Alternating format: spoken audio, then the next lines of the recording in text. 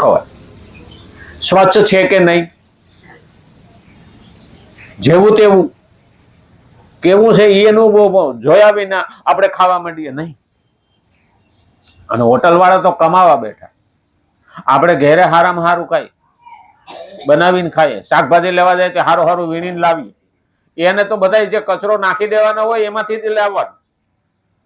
હા, મેં તો એક જગ્યાએ જોયું ને, તો હું તો પકોડીની લારી સામે ઉભો રહ્યો ને અડધો કલાક, બોલો આમ ડખોડ્યો, હાથથી ડખોડીને અંદરથી પકોડી ભરી નાખે, અને ઓલા લેર થી ખાતા હોય. મેં કીધું ઘેરે આરો નું પાણી પીએ ને અહીંયા ડખોડીને પીએ, બોલો. પેલું યાદ રાખ. અને જ્યાં સુધી બજારમાં આ રીતનું હાલે છે ને ત્યાં સુધી ડોક્ટરોને કોઈ દી મંદી આવવાની નથી, કારણ કે શરીર એનાથી જ બગડે. આજે માણસ દેખાય છે ઉપરથી સારો પણ અંદર ખોખલો થઈ ગયો, કારણ રોગો એની બોલાવેલા છે.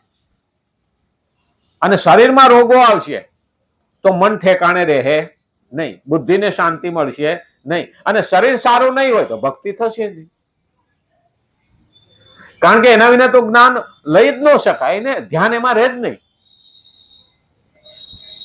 પેલા કવિને રાજાએ કીધું હતું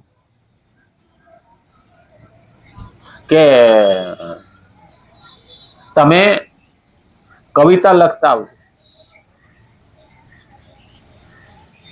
એટલે કવિ બીજે દાડે બોલાવ્યા ને કે ભાઈ કેમ તમે કવિતા ન લખી ન થઈ ગયા? એટલે કેમ ન લખી? તો કે કાન દુખતો હતો ને એટલે હું કવિતા લખી ન હોય.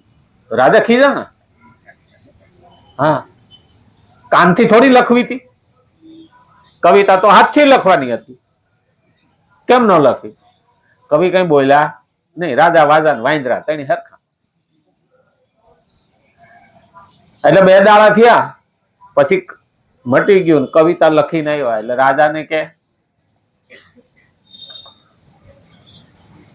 હું કવિતા લખીને આવ્યો છું. એટલે રાજા કે મારો દાંત દુખે છે, કે આજ કવિતા રેવા દે. તો કે તમારે ક્યાં દાંતે સાંભળવાનું છે, કાને સાંભળવાનું છે? પેલું યાદ રાખવાનું, દાંત દુખે, કાન દુખે કે હાથ દુખે, મન ઠેકાણે રહે, બુદ્ધિ ઠેકાણે રહે નહીં, ધ્યાન તો એમાં જ વયું જાય. એટલે શરીરની જરૂર પડે. શરીર સારું હોય છે, નિરોગી હોય છે, એટલે તો આપણા ઋષિઓએ કીધું